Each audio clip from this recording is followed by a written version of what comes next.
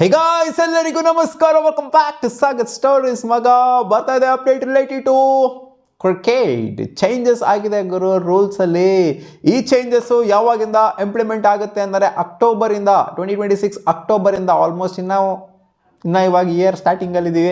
Year end ಅಷ್ಟರಲ್ಲಿ ಇದು implement ಆಗುತ್ತೆ ಅಂತ ಅಪ್ಡೇಟ್ ಇದೆ. ಇವಾಗೆಲ್ಲ ಹಳೆ ರೂಲ್ಸ್ಗಳೆಲ್ಲ ಏನಿತ್ತು ಅದೇ ಫಾಲೋ ಅಪ್ ಆಗುತ್ತೆ. ಅಕ್ಟೋಬರ್ ಆದ ನಂತರ ಈ ಹೊಸ ರೂಲ್ಸ್ಗಳೆಲ್ಲ ಇಂಪ್ಲಿಮೆಂಟ್ ಆಗುತ್ತೆ. MCC ಅವರು ಹೊಸ ರೂಲ್ಸ್ಗಳನ್ನ ಇಂಪ್ಲಿಮೆಂಟ್ ಮಾಡಬೇಕು ಅಂತ ಅನ್ಕೊಂಡಿದ್ದಾರೆ. ಇಷ್ಟು ರೂಲ್ಸ್ಗಳನ್ನ 73 ಚೇಂಜಸ್ನ ತೊಗೊಂಬಂದಿದ್ದಾರೆ. ರೂಲ್ಸ್ಗಳಲ್ಲಿ ಇರ್ತಾವಲ್ಲಪ್ಪ ಲೂಪ್ ಹೋಲ್ಸ್ಗಳು, ಅವು ಇವು ಎಲ್ಲ ಎಷ್ಟೇ ಇದು ಮಾಡಿದ್ರು ಕೂಡ ಲೂಪ್ ಹೋಲ್ಸ್ ಅಂತೂ ಕ್ರಿಕೆಟಲ್ಲಂತೂ ಇದ್ದೇ ಇರ್ತವೆ. ಸೊ ಈ ಥರ ಒಂದು ಇನ್ಸಿಡೆಂಟು ಇದೇ ಫಸ್ಟ್ ಆಗಿರೋದು ಅಂತ ಸಿಕ್ಕಾಪಟ್ಟೆ ಸಿಗ್ತಾ ಇರ್ತವೆ ಒಂದೊಂದು ಮ್ಯಾಚಲ್ಲಿ. ಏನು ಗುರು ಈ ಥರ ಎಲ್ಲ ಆಗ್ತೈತೆ, ಇದಕ್ಕೆ ರೂಲ್ ಹೆಂಗೆ, ಇದಕ್ಕೆ ರೂಲ್ ಹೆಂಗೆ ಅಂತ ಕಂಡಿಡ್ಕೊಂಡು ಅಮೆಂಡ್ ಮಾಡುವಂಥದ್ದು ಕೂಡ ಇರ್ತವೆ. ಸೊ ಅದೆಲ್ಲ ನೋಡಾದ್ಮೇಲೆ ಈ ಅವಾಗವಾಗ ಮಾಡ್ತಿರ್ತಾರೆ ಅಮೆಂಡ್ಮೆಂಟ್ನ. ಸೊ ಈ ಒಂದು ಚೇಂಜಸ್ನ ಮಾಡಿದ್ದಾರೆ ಅಂತ ಈಗ ಅಪ್ಡೇಟ್ ಬಂದಿದೆ. 10 ಮೈನ್ ಚೇಂಜಸ್ಸು, 73 ಚೇಂಜಸ್ಸಲ್ಲಿ 10 ಮೈನ್ ಚೇಂಜಸ್ಸು ಡೈರೆಕ್ಟ್ಲಿ ಮ್ಯಾಚಲ್ಲಿ ಇಂಪ್ಲಿಮೆಂಟ್ ಆಗುವಂಥ ಚೇಂಜಸ್ಸು ಯಾವ್ಯಾವುದು ಅಂತ ಅಂದರೆ, ಮೊದಲನೇ ಚೇಂಜಿಗೆ ಬಂದ್ಬಿಡೋಣ. ಇವಾಗ 10 ಚೇಂಜಲ್ಲಿ ಮೊದಲನೇದು ಇದು ಸಿಕ್ಕಾಪಟ್ಟೆ ದಿನದಿಂದ ಟಾಪಲ್ಲಿರುವಂಥದ್ದು. ಇನ್ನೂ ಸಹ ಇದು ಕರೆಕ್ಟಾಗಿ ಪರ್ಫೆಕ್ಟಾಗಿ ಇಂಪ್ಲಿಮೆಂಟ್ ಆಗಿಲ್ಲ. ಇದು ಅಕ್ಟೋಬರಿಂದ ಸೀರಿಯಸ್ ಆಗಿ ಇಂಪ್ಲಿಮೆಂಟ್ ಆಗುತ್ತಂತೆ. ಅದೇ ಬನಿ ಹಾಪ್ ಬೌಂಡ್ರಿ ಕ್ಯಾಚಸ್ ಏನಿದ್ದಾವೆ ಅಂದರೆ ಒಂದ್ಸಲ ಮಾತ್ರ ಹಾಪ್ ಆಗಬೇಕು. ಅಂದರೆ ಬೌಂಡ್ರಿಯಿಂದ ಒಳಗೆ ಹೋಗ್ಬಿಟ್ಟು ಈಚೆ ಬಂದ್ಬಿಟ್ಟು ಒಂದ್ಸಲ ಮಾತ್ರ ಬಾಲ್ನ ಮುಟ್ಟೋ ಥರ ಅವಕಾಶ ಕೊಡ್ತಾರೆ. 2 ಸಲ ಮುಟ್ಟೋದು, 3 ಸಲ ಮುಟ್ಟೋದು, 4-5 ಸಲ ಹಿಂಗೆ ಹೋಗ್ಬಿಟ್ಟು ಆಟಾಡ್ಕೊಂಬರೋದು. ಬೌಂಡ್ರಿ ಒಳಗಡೆ ಈಚೆ ಮಾಡಿದ್ರೆ ಅದನ್ನು 6 ಆಗಿ ಡಿಕ್ಲೇರ್ ಮಾಡ್ತಾರೆ. ಜಸ್ಟ್ ಒಂದು ಅಟೆಂಪ್ಟ್ನ ಮಾತ್ರ ಮಾಡ್ಬೋದು. ಒಂದು ಸಲ ಹೋಗ್ಬಿಟ್ಟು ಈಚೆ ಕಡೆ ಬರ್ಬೋದು ಅಷ್ಟೇ. 2 ಸಲ ಹೋಯಿತು ಅಂತಂದರೆ ಅದು 6 ಆಗಿ ಕನ್ಸಿಡರ್ ಮಾಡ್ತಾರೆ ಅಂತ ಹಿಂದೆನೇ ಇದು ರಿಲೇಟೆಡ್ ಅಪ್ಡೇಟ್ ಇತ್ತು. ಬಟ್ ಇದನ್ನು ಸೀರಿಯಸ್ ಆಗಿ ಇವಾಗ ಮೂವ್ ಮಾಡಿದ್ದಾರೆ MCC ಅವರು. ಸೆಕೆಂಡ್ ರೂಲ್ ಏನು ಅಂತಂದರೆ, ball can be declared dead anywhere. ಅಂದರೆ ಬಾಲ್ ಡೆಡ್ ಆಗಬೇಕು ಅಂತಂದರೆ ಅದು ವಿಕೆಟ್ ಕೀಪರ್ ಕೈಗೆ ಹೋಗಬೇಕಾಗಿತ್ತು. ನೀವು ನೋಡಿರ್ತೀರ, ಬಾಲ್ ಆದ ನಂತರ ಎಲ್ಲೇ ಹೋಗ್ಲಿ ಬಾಲು ಎಲ್ಲರೂ ವಿಕೆಟ್ ಕೀಪರ್ ಕೈಗೆ ಎಸೆ ಅಂತ ನೋಡಿರ್ತಾರೆ. ಡೈರೆಕ್ಟಾಗಿ ಬೌಲರ್ ಕೈಗೆ ಎಸೆಯಲ್ಲ, ಅಥವಾ ಫೀಲ್ಡರೇ ಇಟ್ಕೊಂಡು ಬಂದ್ಬಿಟ್ಟು ಅದನ್ನ ಕೊಡೋದಿಲ್ಲ. ಎಲ್ಲ ಬಾಲ್ನು ಕೂಡ ವಿಕೆಟ್ ಕೀಪರ್ ಕೈಗೇನೆ ಹೋಗುತ್ತೆ. ಇದು ನಾರ್ಮು, ಯಾಕಂದರೆ ಬಾಲ್ ಅವಾಗ ಡೆಡ್ ಆಗುತ್ತೆ ವಿಕೆಟ್ ಕೀಪರ್ ಕೈಗೆ ಹೋಯ್ತು ಅಂತಂದರೆ. ಸೊ ಇವಾಗ ಏನಂದರೆ ಬಾಲ್ ಎಲ್ಲಿ ಬೇಕಾದ್ರೂ ಡೆಡ್ ಮಾಡ್ಬೋದು, ಅಂಪೈರು ಎಲ್ಲಿ ಬೇಕಾದ್ರೂ ಬಾಲ್ನ ಡೆಡ್ ಮಾಡ್ಬೋದು ಅಂತ. ಅಂದರೆ ಡೆಲಿವರಿ ಎಂಡ್ ಆಯಿತು, ಆ ಒಂದು ಪರ್ಟಿಕ್ಯುಲರ್ ಡೆಲಿವರಿ ಎಂಡ್ ಆಯಿತು ಅಂತ. ಅದು ಫೀಲ್ಡರ್ ಕೈಲೇ ಇರಲಿ ಅಥವಾ ಬೌಲರ್ ಕೈಲೇ ಇರಲಿ, ಯಾರ ಕೈಲಾರು ಇರೋ ಪರವಾಗಿಲ್ಲ, ಅಲ್ಲಿ ವಿಕೆಟ್ ಕೀಪರ್ ಕೈಗೆ ಹೋಗಬೇಕು ಅನ್ನೋದೆಲ್ಲ ಏನಿಲ್ಲ. ಯಾವಾಗ ಬೇಕಾದ್ರೂ ಬಾಲ್ನ ಡೆಡ್ ಮಾಡ್ಬೋದು ಅಂತ ಒಂದು ಹೊಸ ರೂಲ್ನ ತೊಗೊಂಬಂದಿದ್ದಾರೆ. ನಾರ್ಮ್ ಏನು ಅಂತಂದರೆ ವಿಕೆಟ್ ಕೀಪರ್ಗೆ ಎಸಿತಾ ಇದ್ದಾರೆ, ಎಲ್ಲರೂ ಕೂಡ ವಿಕೆಟ್ ಕೀಪರ್ಗೆ ಎಸೆಯೋದು. ಅಂದರೆ ಇವಾಗ ಅದೇನೋ ರೂಲ್ ಚೇಂಜ್ ಮಾಡ್ಬಿಟ್ರು ಅನ್ನೋ ಮಾತ್ರ ವಿಕೆಟ್ ಕೀಪರ್ಗೆ ಎಸೆಯಲ್ಲ ಅನ್ನೋದೇನಿಲ್ಲ. ಸೊ ಎಲ್ಲ ನಡ್ಕೊಂಬಂದಿದೆಯಲ್ಲಪ್ಪ, ಅದು ಖಂಡಿತ ಅದು ಮೂವ್ ಆಗೇ ಆಗುತ್ತೆ. ವಿಕೆಟ್ ಕೀಪರ್ಗೆ ಎಲ್ಲರೂ ಬಾಲ್ನ ಎಸೆಯೋದು.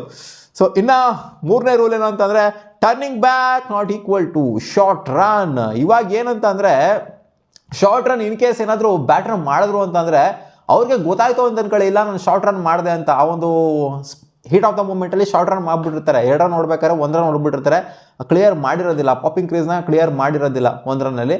ಸೊ ಅವಾಗ ಬ್ಯಾಟ್ರೇನೆ ಇಲ್ಲ ಗುರು ನಾನು ರನ್ ಓಡಿಲ್ಲ, 2 ರನ್ ಬೇಡ 1 ರನ್ನು ಅಂತ ಹೇಳ್ಬೋದಂತೆ ಅಂಪೈರ್ಗೆ. ಸೊ ಇಲ್ಲಿ ಅಂಪೈರ್ನ ಫೂಲ್ ಮಾಡೋದು ತಪ್ಪುತ್ತೆ ಪ್ಲೇಯರ್ಗಳು. ಅವ್ರಿಗೆ ಗೊತ್ತಾಯಿತು ಅಂತ ಅಂದಾಗ ಅವ್ರು ಹೇಳ್ಬೋದು. ಇಲ್ಲ ಅಂಪೈರ್ಸ್ನ ಬಕ್ರಾ ಮಾಡೋದಲ್ಲ, ಅವ್ರು ಹೇಳೋ ಅಂಥ ಚಾನ್ಸಸ್ ಇರುತ್ತೆ. ಅವಾಗ ಪೆನಾಲ್ಟಿನೂ ಕೂಡ ತಪ್ಪಿಸ್ಕೊಬೋದು. ಬೇಕು ಅಂತ ಮಾಡೋದೇ ಬೇರೆ, ನಾರ್ಮಲಾಗಿ ಹೀಟ್ ಆಫ್ ದ ಮೂಮೆಂಟಲ್ಲಿ ಮಾಡೋದೇ ಬೇರೆ. ಗೊತ್ತಾಯಿತು ಅಂತ ಅಂದಾಗ ಅವರು ಹೇಳಬೇಕು ಅಂಪೈರ್ಗೆ. ಅಂದರೆ ಬ್ಯಾಟರ್ಸ್ಗಳು ಅಂದರೆ ಇವಾಗೇನು ಸ್ಟ್ರೈಕರ್ ಇರ್ತಾರೆ, ನಾನ್ ಸ್ಟ್ರೈಕರ್ ಇರ್ತಾರೆ, ಅವ್ರು ಬಂದು ಹೇಳ್ಬೋದಂತಿಲ್ಲ ಅಪ್ಪ ನಾನು ಶಾರ್ಟ್ ರನ್ ನೋಡಿದ್ದೀನಿ ಅಂತ ಅಂಪೈರ್ಗೆ ಹೇಳ್ಬೋದಂತೆ. ಸೊ ಇದು ಒಂದು ರೂಲು. ಆ್ಯಂಡ್ ರೂಲ್ ನಂಬರ್ 4 ಏನು ಅಂತಂದರೆ, last over must be completed. ಟೆಸ್ಟಲ್ಲಿ ನಾರ್ಮಲ್ ಆಗಿ ಏನಾಗ್ತಿತ್ತು ಅಂತಂದಾಗ ಲಾಸ್ಟ್ ಓವರು ಆಡ್ತಾ ಇರೋಂಥ ಟೈಮಲ್ಲಿ 90ನೇ ಓವರ್ ಅಂತ ಅನ್ಕೊಳ್ಳಿ, ಒಂದು ದಿನದಲ್ಲಿ 90ನೇ ಓವರ್ ಎಂಡು ಲಾಸ್ಟ್ನೇ ಓವರ್ ಆಡ್ತಿರ್ಬೇಕಾದ್ರೆ ವಿಕೆಟ್ ಬಿದ್ದುಬಿಡುತ್ತೆ. ಸೊ ಅವ್ರ ವಿಕೆಟ್ ಅವರು ಫಸ್ಟ್ನೇ ಬಾಲ್ ಬಿತ್ತು ಅಂತಂದರೆ ಓವರ್ ಕಂಪ್ಲೀಟ್ ಮಾಡ್ತಾ ಇರಲಿಲ್ಲ, ಯಾಕಂದರೆ ಹೊಸ ಬ್ಯಾಟ್ರ್ ಎಂಟ್ರಿ ಕೊಡ್ತಾರೆ ಅಂತ. ಜಸ್ಟ್ 1 ಬಾಲ್ ಹೋಯ್ತು ಅಂದರೆ ಅಲ್ಲಿಗೆ ಮ್ಯಾಚ್ನ ಸ್ಟಂಪ್ಸ್ನ ಆರಿಸ್ಬಿಟ್ಟು ಹೋಗ್ಬಿಡೋರು. ಬಟ್ ಇವಾಗ ಏನಂತಂದರೆ, ಅಂದರೆ ಅಕ್ಟೋಬರಿಂದ ಏನಾಗುತ್ತೆ ಅಂತಂದರೆ, ಅಕ್ಟೋಬರ್ವರೆಗೂ ಇದೇ ನಡ್ಕೊಂಬರುತ್ತೆ. ಅಕ್ಟೋಬರಿಂದ ಏನಾಗುತ್ತೆ ಅಂತಂದರೆ ಆ ಓವರ್ ಕೂಡ ಕಂಪ್ಲೀಟ್ ಮಾಡಬೇಕಂತೆ.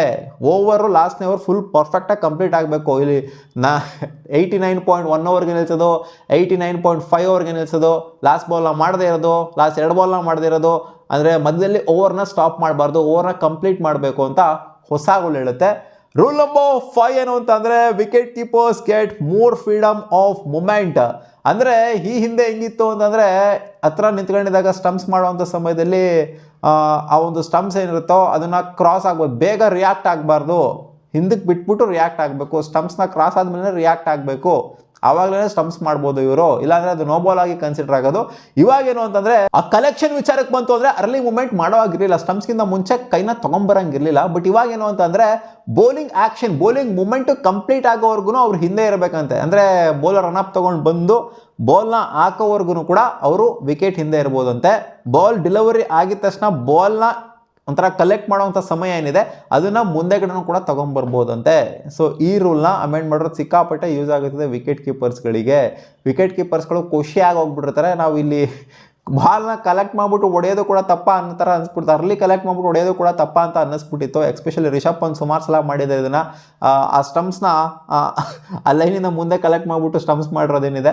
ಸೊ ಇದು ಇನ್ಮೇಲೆ ಲೀಗಲ್ ಆಗುತ್ತಂತೆ, ಅಂದರೆ ಅಕ್ಟೋಬರಿಂದ ಆಚೆಗೆ ಇದು ಲೀಗಲ್ ಆಗುತ್ತೆ. ಅಲ್ಲಿವರೆಗೂ ಕೂಡ ಹಳೆ ರೂಲ್ ಏನು ಫಾಲೋ ಅಪ್ ಇದೆಯೋ ಅದೇ ಫಾಲೋ ಅಪ್ ಆಗುತ್ತೆ. ನೆಕ್ಸ್ಟ್ ರೂಲ್ ಏನು ಅಂತಂದರೆ rule number 6, over throw clearly defined. ಇದು ಆಕ್ಚುಲಿ ಕ್ಲಾರಿಟಿ ಬೇಕಾಗಿತ್ತು ಮಗ. ಸುಮ್ಮನೆ ರನ್ಗಳನ್ನ ಓಡೋರು ಓವರ್ ಥ್ರೋ ಹೆಸರಲ್ಲಿ. ಸೊ ಇವಾಗ ಸುಮ್ಮನೆ ರನ್ಗಳನ್ನ ಓಡೋದಕ್ಕಾಗೋದಿಲ್ಲ ಅಕ್ಟೋಬರಿಂದ ಆಚೆಗೆ. ಏನಕ್ಕೆ ಅಂತಂದರೆ ಮಿಸ್ಫೀಲ್ಡ್ ಇವಾಗ ಬೌಲರ್ಗೆ ಬಾಲ್ನ ಎಸಿತಾರೆ ಬೌಂಡ್ರಿ ಲೈನಿಂದ, ಅಂದರೆ ಅದು ಸ್ಟಂಪ್ಸ್ಗೆ ನೇಮ್ ಮಾಡಿರೋದಿಲ್ಲ, ಒಂದು ರನ್ ತಗೊಂಡಿರ್ತಾರೆ, ಸುಮ್ಮನೆ ಬೌಲರ್ಗೆ ನೆಕ್ಸ್ಟ್ ಡೆಲಿವರಿ ಮಾಡುವಂಥ ಬಾಲ್ನ ಎಸಿತಾರೆ. ಸೊ ಆ ಟೈಮಲ್ಲಿ ಬೌಲರ್ ಮಿಸ್ಫೀಲ್ಡ್ ಮಾಡಿಬಿಟ್ಟು ಏನಾರು ಅಲ್ಲಿ ಇಲ್ಲಿ ಹೋಗುತ್ತೆ ಅಂತ ಅನ್ಕೊಳ್ಳಿ ಬಾಲು, ಅವಾಗ ಓಡ್ಬಿಡೋರು. ಅಥವಾ ವಿಕೆಟ್ ಕೀಪರ್ ಮಿಸ್ಫೀಲ್ಡ್ ಮಾಡ್ತು ಅಂತಂದರೆ ಅಂದರೆ ಸ್ಟಂಪ್ಸ್ಗೆ ಏನು ಮಾಡಿರೋದಿಲ್ಲ, ರನ್ಔಟ್ ಮಾಡುವಂಥ ಅಟೆಂಪ್ಟ್ ಏನಿರೋದಿಲ್ಲ, ಸ್ಟಂಪ್ಸ್ಗೂ ಏನು ಮಾಡಿರೋದಿಲ್ಲ.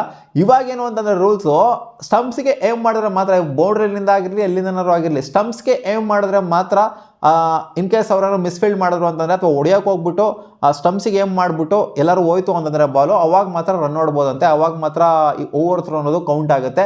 ಸುಮ್ಮನೆ ಮಿಸ್ಫೀಲ್ಡ್ ಆದಾಗೆಲ್ಲ ಅಂದರೆ ಅವ್ರಿಗೇನು ಇಂಟೆಂಟೇ ಇರೋದಿಲ್ಲ, ಇವ್ರನ್ನ ಔಟ್ ಮಾಡಬೇಕು ಅನ್ನೋ ಇಂಟೆಂಟೇ ಇರೋದಿಲ್ಲ. ಸೊ ಬಾಲ್ ಇನ್ನೇನು ಡೆಡ್ ಆಗುವಂಥ ಸಮಯ ಇರುತ್ತೆ. ಆದರೂ ಕೆಲವರು ರನ್ ಕದೀತಾ ಇದ್ರು, ಇವಾಗ ಆ ರನ್ ಕದಿಯುವಂಥದ್ದೆಲ್ಲ ಏನು ಇರೋದಿಲ್ಲ. ಏನಾದರೂ ಏಮ್ ಮಾಡಿದ್ರು ಸ್ಟಂಪ್ಸ್ಗಳಿಗೆ ರನ್ಔಟ್ ಮಾಡುವಂಥ ಇಂಟೆಂಟು ಅದು ಇದು ಎಲ್ಲ ಇತ್ತು ಅಂತಂದಾಗ ಮಾತ್ರ ಓವರ್ ಥ್ರೋ ಕೌಂಟ್ ಆಗುತ್ತೆ. And deliberate short run fielding side choose strikes ಅಂತ ಗುರು. ಅಂದರೆ ಇನ್ ಕೇಸ್ ನೀವು ಡೆಲಿಬ್ರೇಟಾಗಿ ಬೇಕು ಅಂತ ಶಾರ್ಟ್ ರನ್ನ ಓಡ್ತು ಅಂತ ಅಂದಾಗ ಪೆನಾಲ್ಟಿ ಕೂಡ ಹಿಂದೆ ಎಲ್ಲ ಇತ್ತು, 5 ರನ್ ಪೆನಾಲ್ಟಿ ಜೊತೆಗೆ ನೋಬಾಲ್ ಕೂಡ ಆಗುವಂಥದ್ದೆಲ್ಲ ಇತ್ತು.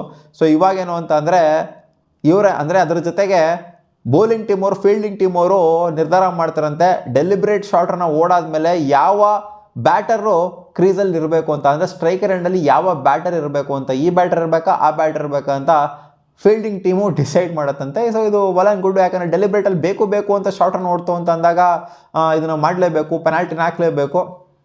ಆ್ಯಂಡ್ ಇನ್ನೂ ಒಂದು ಅಪ್ಡೇಟ್ ಏನು ಅಂತಂದರೆ ಅಪ್ಡೇಟ್ ನಂಬರ್ 8, ಲ್ಯಾಮಿನೇಟೆಡ್ ಬ್ಯಾಟ್ಸ್ ನಾವು ಅಲೋಡು. ಜೂನಿಯರ್ಸಿಗೆ ಮಾತ್ರ ಅಲೋಡ್ ಮಾಡ್ತಾಯಿದ್ರು.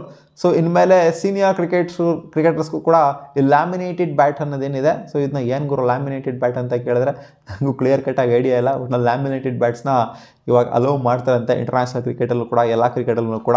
ರೂಲ್ ನಂಬರ್ 9 ಏನು ಅಂತಂದರೆ ವಿಕೆಟ್ ಕೀಪರ್ ಆಗಿರಲಿ, ಫೀಲ್ಡರೇ ಆಗಿರಲಿ ಅಥವಾ ಬೌಲರೇ ಆಗಿರಲಿ, ರನ್ಔಟ್ ಮಾಡ್ತಾ ಇದ್ದಾರೆ ಅಂದರೆ, ಬಾಲ್ ಹಿಡಿದು ಹೊಡಿತಾ ಇದ್ದಾರೆ ಅಂತಂದರೆ, ಸ್ಟಂಪ್ ಮಾಡ್ತಾ ಇದ್ದಾರೆ ಅಂತಂದರೆ ಬಾಲು ಕಂಪ್ಲೀಟಾಗಿ ಕೈಯಲ್ಲಿರಬೇಕು, ಬಾಲ್ ಕಂಪ್ಲೀಟಾಗಿ ಗ್ಲೌಸ್ ಒಳಗಡೆ ಇರಬೇಕು. ಸುಮ್ಮನೆ ಟಚ್ ಆಗ್ತಾ ಇದೆ ಅಂತಂದರೆ ಎಲ್ಲೋ ಏರಲ್ಲಿದೆ ಬಾಲು, ಸುಮ್ಮನೆ ಲೈಟಾಗಿ ಗ್ಲೌಸಿಗೆ ಇಲ್ಲಿ ಮೇಲ್ಗಡೆ ಅದಾಗದೆ ಇವ್ರ ಇಂಟೆಂಟ್ ಇಲ್ಲ ಅಂದರೂ ಕೂಡ ಅದಾಗದೆ ಟಚ್ ಆಗ್ತಾ ಇದೆ, ಅವಾಗ ಸ್ಟಂಪ್ಸ್ ಮಾಡಿಬಿಟ್ವಿ ಅನ್ನೋವಂಥದ್ದು ಎಲ್ಲ ಇಲ್ಲ. ಬಾಲು ಕ್ಲಿಯರಾಗೆ ಕೈಯಲ್ಲೇ ಇರಬೇಕಂತೆ. ಆ ಕೈಯಲ್ಲಿ ಅಂದರೆ ಇವಾಗ ನೋಡಿದ್ರಲ್ಲಪ್ಪ ಪಾಕಿಸ್ತಾನದವರು ರೀಸೆಂಟಾಗೆ ಒಂದು ಸ್ಟಂಪಿಂಗ್ ನಾವು ಮಾಡಿರೋದು ಔಟು ಕೂಡ ಕೊಟ್ಬಿಟ್ರು, ಬಾಲೇ ಯಾವುದೋ ಕೈಯಲ್ಲಿ ಐತೆ, ಇವರೇ ಯಾವುದೋ ಕೈಯಲ್ಲಿ ಹೊಡಿತಾವ್ರೆ, ಕರೆಕ್ಟಾಗಿ ನೋಡ್ದಂಗೆ ಔಟೇ ಕೊಟ್ಬಿಟ್ರು ಆ ಬ್ಯಾಟರ್ಗೆ. ಸೊ ಆ ಥರ ಎಲ್ಲ ಆಗೋದಿಲ್ಲ, ಬಾಲು ಕ್ಲಿಯರಾಗಿ ಕೈ ಒಳಗಡೆ ಇರಬೇಕಂತೆ, ಗ್ಲೌಸ್ ಒಳಗಡೆ ಇದ್ದಾಗ ಮಾತ್ರ ಅದು ಔಟಾಗಿ ಕನ್ಸಿಡರ್ ಆಗುತ್ತೆ. ಬಾಲು ಎಲ್ಲೋ ಮೇಲ್ಗಡೆಯಿಂದ ಬಂದು ಗ್ಲೌಸ್ ಮೇಲೆ ಬಿದ್ದಿರೋ ಥರ ಇದ್ದಂಥ ಟೈಮಲ್ಲಿ ಗ್ಲೌಸ್ ಏನೋ ಟಚ್ ಆಗಿತ್ತು ಅಂತ ಅಂದಾಗ ಅದು ಔಟ್ ಆಗೋದಿಲ್ವಂತೆ. ಇನ್ಮೇಲೆ ಬಾಲ್ ಕೈಗೆ ಟಚ್ ಆಗಿದ್ರು ಕೂಡ ಅದು ಔಟ್ ಆಗೋದಂತೆ. ಬಾಲ್ ಕೈ ಒಳಗಿರಬೇಕಂತೆ ಔಟ್ ಆಗಬೇಕು ಅಂತ ಅಂದರೆ, ಸ್ಟಂಪ್ ಆಗಿರಲಿ ರನ್ಔಟ್ ಆಗಿರಲಿ. ಆಮೇಲೆ ನೆಕ್ಸ್ಟ್ ರೂಲ್ ಏನು ಅಂದರೆ 10ನೇ rule, separate ball size fix for womens and juniors. So ಗೊತ್ತಲ್ಲಪ್ಪ ಇದು ಹಿಂದೆಂದನೂ ಕೂಡ ಇದೆ, ಯಾಕಂತಂದರೆ ಬಾಲ್ ಸೈಜ್ ಮ್ಯಾಟ್ರ್ ಆಗುತ್ತೆ ಜೂನಿಯರ್ಸ್ಗೆ ಆಗಿರಲಿ ಜೊತೆಗೆ ವುಮೆನ್ಸ್ಗೆ ಆಗಿರಲಿ, ಯಾಕಂದರೆ ಎಲ್ಲರ ಕೈಲೂ ಅಷ್ಟು ದೊಡ್ಡದಾಗೇನೆ ಇರೋದಿಲ್ಲ. ಸೊ ಅದಕ್ಕೋಸ್ಕರ ಸಪ್ರೇಟ್ ಸೈಜ್ನ ನಿಗದಿ ಮಾಡಿದಾರಂತೆ. ಸೊ ಇದಿಷ್ಟು ಆಗಿರುವಂಥ ಚೇಂಜಸ್ಸು MCC ಕಡೆಯಿಂದ. ಸೊ ನಿಮ್ಗೇನು ಅನ್ನಿಸ್ತು ಈ ಎಲ್ಲ ಚೇಂಜಸ್ನ ನೋಡಾದ್ಮೇಲೆ, ಈ 10 ಮೈನ್ ಚೇಂಜಸ್ನ ನೋಡಾದ್ಮೇಲೆ ಯಾವ ಚೇಂಜು ಬೇಕಿತ್ತು ಯಾವ ಚೇಂಜು ಬೇಕಿರಲಿಲ್ಲ ಕಾಮೆಂಟ್ ಸೆಕ್ಷನಲ್ಲಿ ಹಾಕಿ.